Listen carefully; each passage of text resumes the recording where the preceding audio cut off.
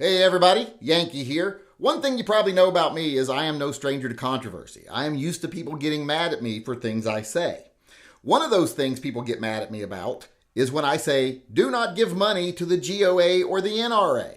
There's no reason to do that in today's age. Now, a lot of people that get mad at me about this are mostly people who work for or with the GOA or the NRA or other organizations. There's some that are even worse than those ones.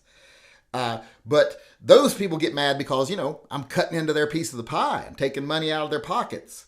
Because here's the secret about when you give money to places like the GOA, the NRA.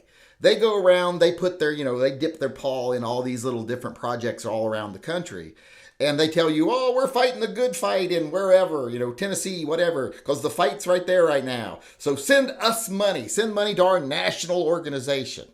You send them money, and for every dollar you send them, they give a nickel to the fight. The rest goes to overhead, and that overhead is big salaries, payouts to YouTube channels who promote them and try to get membership drive going for them and get people to donate money. They all give every one of those people a little piece of the pie, so all that overhead comes to a huge percentage of what you send.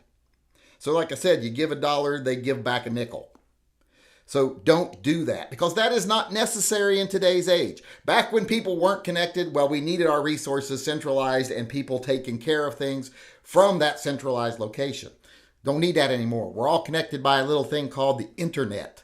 I don't know if you've heard of it, but you're probably using it right now. And because of that, organizations like the GOA, the NRA, they're really not needed in the form that they exist in today and have existed in the past. What they should be doing is they should just be using that industry money they get. That would support their infrastructure. And then they should be giving out free memberships to people like you and me and not charging us anything because the industry gives them more than enough money to pay fair salaries to enough people to run an organization like that. And then they would act as a central hub connecting everybody in the country together through the internet. Whenever you wanted to know where the fights were, you'd just go to their webpage and look. You wouldn't pay anything. They wouldn't ask you for money. They would just tell you where, if you want to get involved in the fight and you want to spend money, that's where you should go. Like here, go to this GoFundMe to fund this fight versus, the state of Illinois. Or go to this location and donate if you want to support, John X versus California. That way your money would actually go where it's needed. And here's a little secret. You're actually doing more if you go to like a site like that and give them $20 than if you give $200 to the NRA. So if you give 20 to them instead of giving 200 to the NRA, which the NRA would give them about $10 of it back after overhead, you're doing, like I said, you're doing twice as much by giving just 20, and you've still got another $180 you can spend in other places. Fight more fights, or maybe go buy yourself, a new set of night sights or something. Or a new pair of shoes. Maybe daddy needs a new pair of shoes. That's the way things should be working right now. But unfortunately, groups like the NRA, the GOA, etc. are set up as profit machines. They're clout machines. They want to make money off of their clout. And they're not defending us. They don't use the money we send them to defend us. They use it to line their pockets. They only give a small percentage back. It's like giving money to UNICEF. You give them $100 and 88 cents or something gets used to actually help somebody. So stop doing that. It's just not needed. They get enough money from industry that they support the industry's needs. They don't support our needs. They do what's best for manufacturers. And even though I am very pro gun manufacturer, I don't think our gun rights organization should be doing what's best for business because what's best for business is not what's best for our constitutional rights. And unfortunately, that's the way these big organizations are set up. So like I said, they should just be more of a system that alerts everyone to where the fights are, etc. Because we don't need all of our money gathered in one big pot where the people in charge of it line their own pockets with it and sit on the rest, which is what's been going on for a long time. I started that clarion call long before anybody else started saying it, and I got a lot of flack for it. But I was right. And hopefully more people are becoming aware of this. It seemed like a lot of people were becoming aware of it, and then more of them have been fooled again by the paid talking heads on YouTube. So I'm hoping people wake back up. And like I said, it's better to go direct to the source. One place you could go right now is here in Washington. As you know, Bloomberg has been using Washington as a testing grounds. They got 1639 passed. We have magazine capacity limits passed. We have now an assault weapons ban going through. One of those permit to purchase where you have to go to the government and say, can I please exercise my Second Amendment rights? We have that going through. And our local organization that's been fighting it, which is just like a small group of gun store owners, etc., have been funding this themselves. The Washington, I believe it's the Citizens Defense Association or Citizen something association. Let me look that up real quick. Washington Civil Rights Association. I don't know why I can never remember that. It's the Washington Civil Rights Association. Not a big organization, so it doesn't roll off my tongue. So they've been fighting all this up till now with their own money, but now the government's crippling their businesses. That's why they're doing these laws to try to get the retailers out of business, because they're the ones fighting on the ground and they don't like it. So they have actually started a GoFundMe in Washington to fight these laws here before they come to your state. Like I said, we're a test bed. And things that have been spreading, a lot of them have spread from Washington.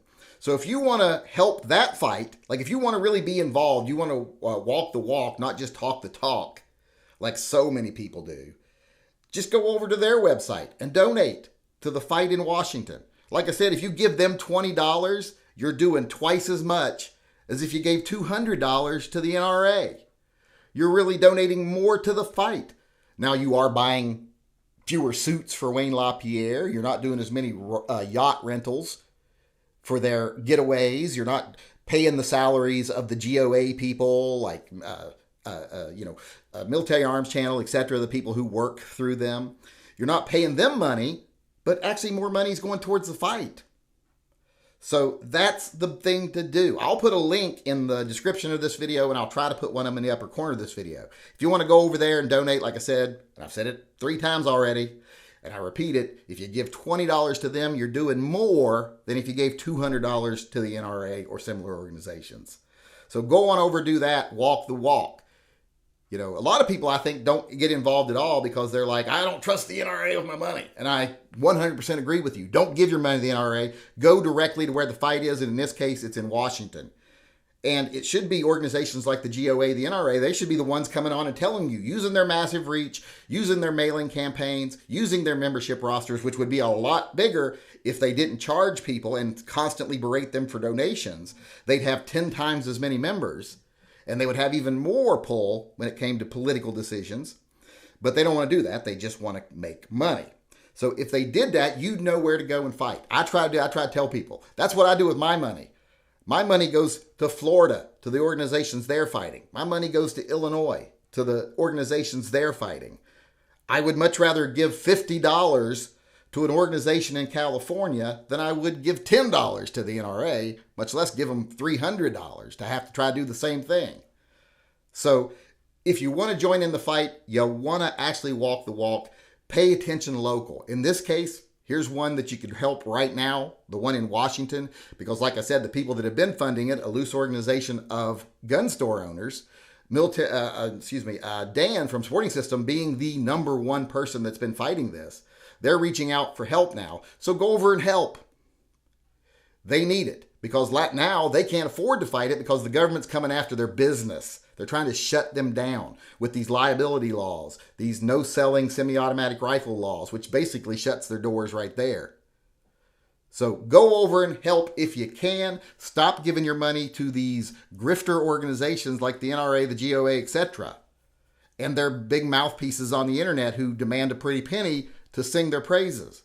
Go directly to the fight, do more with a lot less, and actually help fight the fight where it's actually being fought. One more thing, a little bit more self-serving here. But if you got a few bucks left over after you support the fight against 5078 and other laws in Washington, go on over to tympistolproject.com if you want to support the Pets and Vets program that I run. We have been defunded right now because we fund that by super chats, with super chats from live chats, and we've been suspended because I dared show a gun grip online on air. So if you want to help support the Pets and Vets program, which we support pet charities, veteran charities with, go on over, like I said, to tympistolproject.com. There'll be a link to that in the upper corner also. And you can either just donate a few bucks or you can buy yourself some merchandise. We got some really cool shirts over there. Everything from Glockade shirts, which I still haven't gotten a cease and desist on, to puppy shirts and, Prince inspired shirts, etc. There's just all kinds of stuff over there if you want to buy one. So go over and buy one. Every time you buy one, all the profits go to pets and vets. And, you might save an animal in need, and you will also get an entry into the friend drawing for the month. In fact, for every t-shirt you buy, you get 2 entries into the drawing. So go on over, if you got a couple bucks left over, help a pet in need or a veteran in need, and possibly win a prize. Hey everyone, Yankee here. In my videos, we often cover some complicated subjects with a lot of gray area. So if you would like to further discuss anything said in my videos, please join us in one of my live chats. Live chats are held most days at 6 p.m. Pacific time, except for Monday and Wednesday when they are at 5 p.m. Pacific. There is a clickable link to the live chats in the upper right-hand corner of this video. If you disagree with anything I've said in a video, feel free to participate in Spank the Yank. You can come on the live discussion panel and let me know face to face how I was wrong.